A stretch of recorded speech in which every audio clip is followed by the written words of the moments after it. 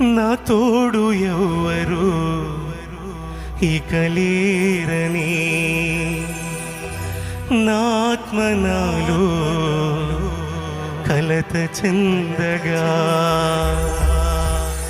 నా కన్నీటిని తుడిచి నా తోడు నిలిచి, బహువింత ప్రేమ చూపి ఓదార్చితివి.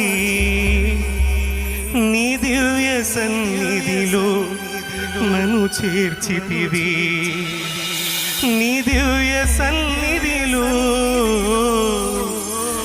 నన్ను చేర్చితివి. మమతను చూపిన నా యేసయ్యా, కలతను మాన్పే దేవుడవయ్యా. హల్లెలూయా.